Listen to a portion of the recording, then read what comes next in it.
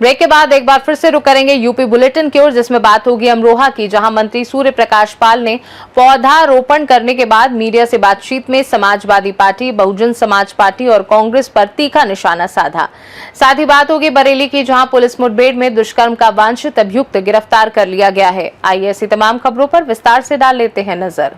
Amroha police line में आयोजित एक पेड़ मां के नाम अभियान के तहत पौधारोपण कार्यक्रम में मुख्य अतिथि के रूप में पहुंचे दर्जा प्राप्त राज्य मंत्री सूर्य प्रकाश पाल ने पौधारोपण करने के बाद मीडिया से बातचीत में समाजवादी पार्टी, बहुजन समाज पार्टी और कांग्रेस पर तीखा निशाना साधा।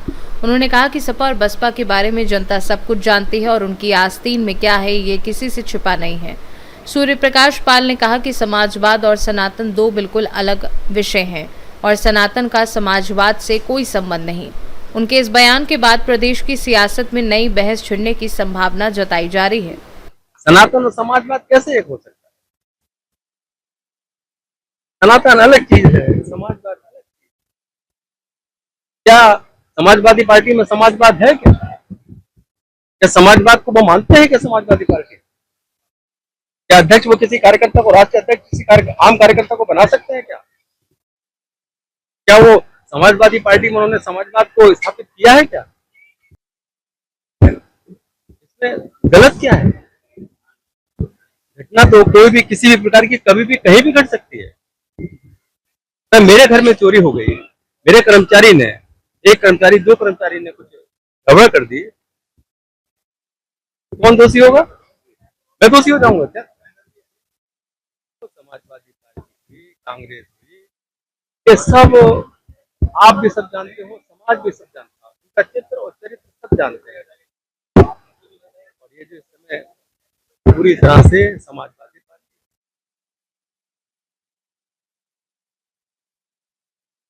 दो लाइनें याद आती हैं, सपा बसपा पर यकीन, सपा बसपा पर यकीन। अरे यकीन में क्या रखा है? सपा बसपा पर यकीन, यकीन में क्या रखा है? अरे सबको पता है इनकी आस्तीन में क्या रखा है। अमरोहा से सीनू संवाददाता गौरव श्री माली की रिपोर्ट। बरेली के फतेहगंज पूर्वी थाना क्षेत्र में युवती की शिकायत पर पुलिस ने जुबैर पुत्र जहीरुद्दीन के खिलाफ दुष्कर्म और धमकी समेत गंभीर धाराओं में मुकदमा दर्ज किया है। पीड़िता का आरोप है कि आरोपी उसे डॉक्टर के पास छोड़ने के बहाने बाइक से सुनसान स्थान पर ले गया और उसकी इच्छा के विरुद्ध दुष्कर्म किया तथा विरोध करने पर जान से मारने की धमकी देकर फरार हो गया। पुलिस ने मुखबिर की सूचना पर आरोपी को शिवपुरी जंगल नहर कोठी के पास हुई मुठभेड़ के दौरान गिरफ्तार किया। मुठभेड़ में आरोपी घायल हो गया, जिसे उपचार के लिए जिला अस्पताल भेजा गया। उसके कब्जे से एक अवैध तमंचा, कारतूस, एक मोटरसाइकिल, 37,690 रुपये नकद और एक मोबाइल फोन बरामद हुआ। पुलिस मामले में आगे की विधिक कार्यवाही कर रही है। दिनांक 11/7/2026 को थाना फतेहगंज पूर्वी जनपद बरेली पर दुष्कर्म पीड़िता के द्वारा प्रस्तुत शिकायती प्रार्थना पत्र पर मुकदमा अपराध संख्या 242/26 अंतर्गत धारा 64, 351(3) तथा 325 SC/ST बनाम जुबैर पुत्र जहीरुद्दीन निवासी मल्लपुर थाना भूता के विरुद्ध अभियोग पंजीकृत किया गया। घटना की गंभीरता तथा अभियुक्त की संलिप्तता को देखते हुए तत्काल उसकी गिरफ्तारी के लिए थाना स्तर पर टीम गठित किया गया। आज प्रातः 7:30 बजे थाना फतेहगंज पूर्वी टीम को जरिए मुखबिर सूचना प्राप्त हुई कि अभियुक्त जुबैर, जो कि शिवपुरी के जंगलों के आसपास देखा गया है, उसकी गिरफ्तारी के लिए तत्काल टीम रवाना हुई और दबिश के दौरान अभियुक्त के द्वारा पुलिस टीम पर जान से मारने की नीयत से फायर किया गया। इसी क्रम में बचाव में पुलिस के द्वारा फायर में अभियुक्त घायल हुआ, जिसको तत्काल जीवन रक्षा तथा प्राथमिक उपचार के लिए जिला अस्पताल भेजा गया। अभियुक्त के कब्जे से एक 315 बोर का तमंचा तथा एक खोखा कारतूस व एक जिंदा कारतूस 315 बोर तथा 37,000 रुपये नगद, एक मोबाइल तथा एक मोटरसाइकिल बरामद हुई है। उपरोक्त बरामदगी के आधार पर सुसंगत धाराओं में अभियोग पंजीकृत करते हुए आज अभियुक्त को न्यायिक अपेक्षा में जेल भेजा जा रहा है। बरेली से सीनू संवाददाता BS चंदेल की रिपोर्ट। लखनऊ के सरोजनी नगर क्षेत्र में ट्रैफिक पुलिस की सूझबूझ और तत्परता से एक बड़ा हादसा टल गया। सीएनजी गैस सिलेंडरों से भरी तेज रफ्तार डीसीएम ने एक बाइक को टक्कर मारने के बाद उसे कई किलोमीटर तक घसीटा, जिससे सड़क पर लगातार चिंगारियां निकलती रहीं और आसपास के लोगों में दहशत फैल गई। सूचना मिलते ही ट्रैफिक पुलिस ने पीछा कर दरोगा खेड़ा क्षेत्र में डीसीएम को सुरक्षित रुकवाया और वाहन में फंसी बाइक को बाहर निकाला। पुलिस ने डीसीएम चालक के खिलाफ मामला दर्ज कर लिया है और ये जांच की जा रही है कि उसने वाहन क्यों नहीं रोका तथा कहीं वह नशे की हालत में तो नहीं था। समय रहते कार्यवाही होने से सीएनजी सिलेंडरों में संभावित विस्फोट जैसी बड़ी दुर्घटना टल गई। लखनऊ से सी न्यूज़ संवाददाता विशाल कुमार चौधरी की रिपोर्ट। नोएडा के सेक्टर 33 स्थित बी ब्लॉक मार्केट में नोएडा प्राधिकरण द्वारा बनाई जा रही दुकानों का लिंटर अचानक गिरने से निर्माण स्थल पर अफरा तफरी मच गई। हादसे के समय करीब 14 मजदूर काम कर रहे थे।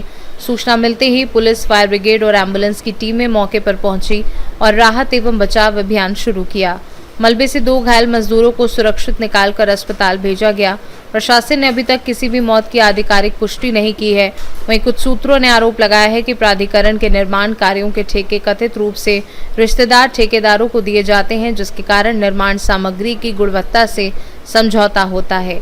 हालांकि इन आरोपों की अभी तक कोई आधिकारिक पुष्टि नहीं हुई है।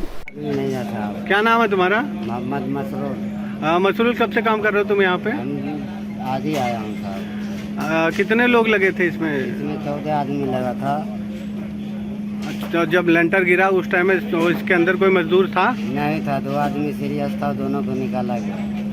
2 आदमी सीरियस था, दोनों को निकाल लिया गया। वो कहाँ है अभी इस टाइम? वो हॉस्पिटल में। हॉस्पिटल है, ठीक है। नोएडा से सी न्यूज़ संवाददाता राजा मौर्य की रिपोर्ट।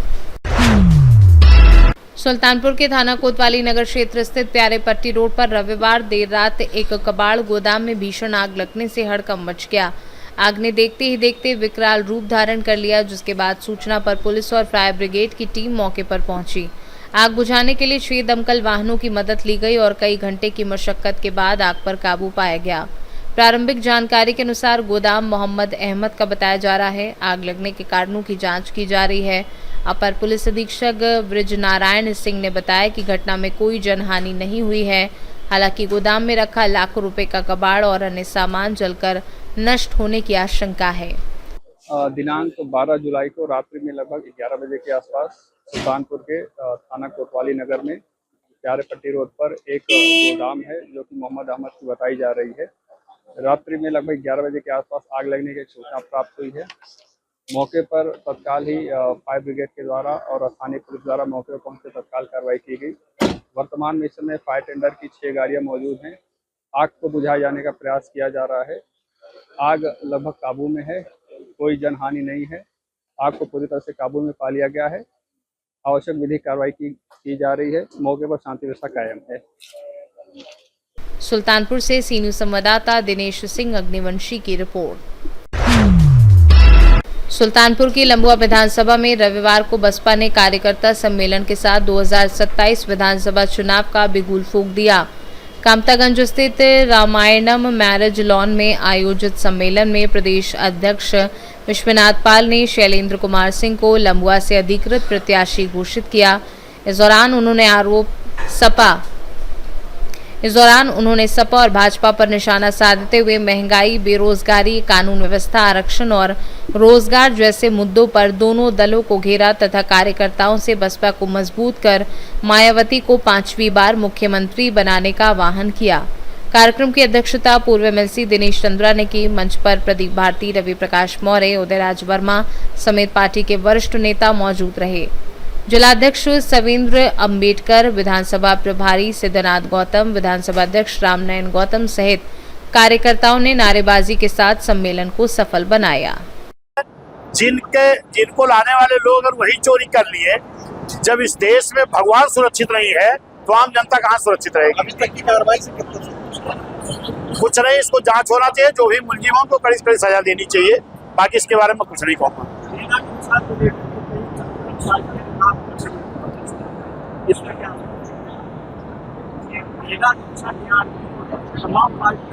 मान्यवर मसीहा कांसी राम साहब अपने जीते जी अपना उत्तराधिकारी एकमात्र मान्य बहन जी को बना के गए हैं और मानव साहब कहकर गए हैं कि जिसके घर के सामने नीला झंडा हाथी निशान आ जाए, ये समझ लेना मानव कांसी राम आ गए हैं। हाथी निशान, नीला झंडा ये बाबा साहब का था, ये मानव साहब का था। आज उसको मान्या बहन जी लेकर चल रही है। इसलिए सभी समाज के लोगों से मेरा निवेदन है कि जो बाबा साहब का हाथी निशान नीला झंडा है, जो मानव साहब का हाथी निशान नीला झंडा है, उसी को हमें अपना मानना चाहिए।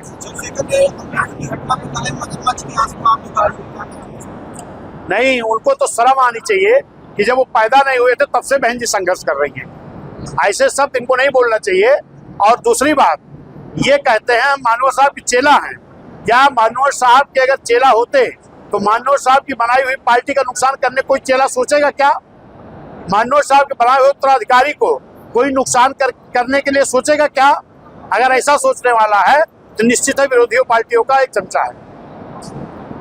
लगातार जिस तरह से समाज पार्टी घट नहीं रहा, बढ़ रहा है। लगातार कोई पार्टी दिखाई नहीं पड़ रही। आज बहुजन समाज पार्टी के ही लगभग प्रत्याशी घोषित हो चुके हैं और बड़ी बड़ी रैलियां हो रही हैं। और निश्चित है आने वाला जो 27 चुनाव होगा 2007 के तर्ज पर Bahujan Samaj party full fledge सरकार बनाएगी। और ये लम्बुआ सीट भी पहले भी हमारी थी, आज भी है, आगे भी रहेगी। जब भी चुनाव होगा बहुजन समाज पार्टी का यहाँ विधायक जीत करके जाएगा। जाति पर न पाति पर बटन दबेगी हाथी पर।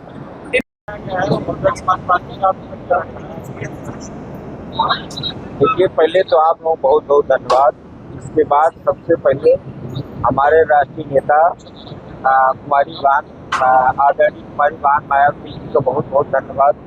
उन्होंने मुझ जैसे साधारण कार्यकर्ता को यहाँ का प्रत्याशी बनाया।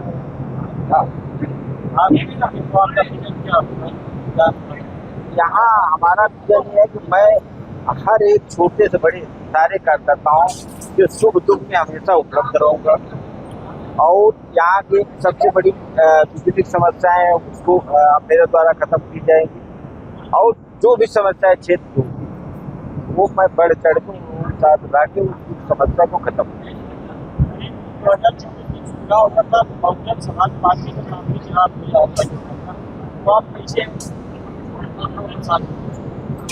देखिए, हमारे नौजवान भाई और बसपा के जो कार्यकर्ताओं में बहुत जोश है। इस बार हम लोग 2027 में मायावती की गवर्नमेंट बनाने जा रहे हैं।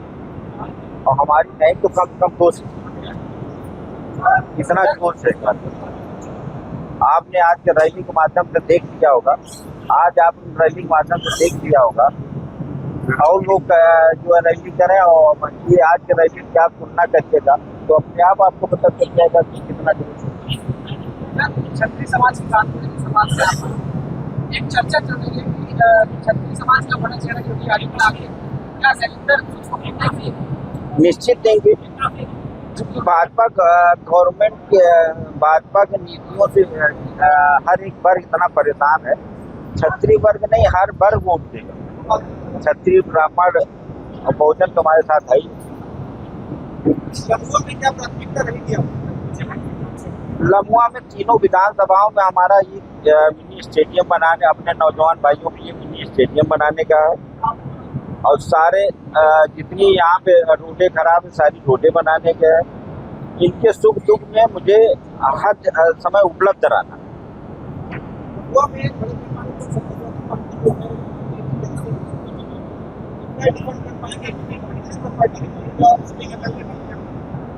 आप लोग देखिएगा, आप लोग के बराबर कार्यक्रम होता रहेगा, आप लोग आते रहेंगे। मैं किसी प्रत्याशी से कम यहाँ चुनाव नहीं लड़ूंगा, सबसे बढ़ चढ़ के जो चुनाव लड़ूंगा। चर्चा है कि पिछले उपचुनाव में भी क्यों नहीं विनोद सिंह ने विजय हासिल नहीं की?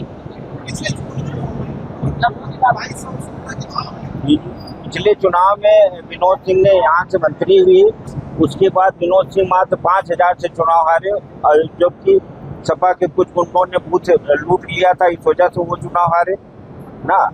और तीसरी बार क्या कारण रहा, प्रत्याशी बहुत लेट आया, सब लोग मिल भी नहीं पाया, तो उस कारण हो सकता है चुनाव हारे। समाज पार्टी के टिकट से आप अस्वस्थ है पूर्ण रूप से, क्योंकि 2022 में देखा गया प्रत्याशी टिकट किसी और, ऐसा कुछ नहीं। सुल्तानपुर से सी न्यूज संवाददाता वाजिद हुसैन की रिपोर्ट। उत्तर प्रदेश बुलेटिन में फिलहाल के लिए इतना ही। देश और दुनिया की बाकी खबरों को जानने के लिए आप देखते रहिए सी न्यूज भारत।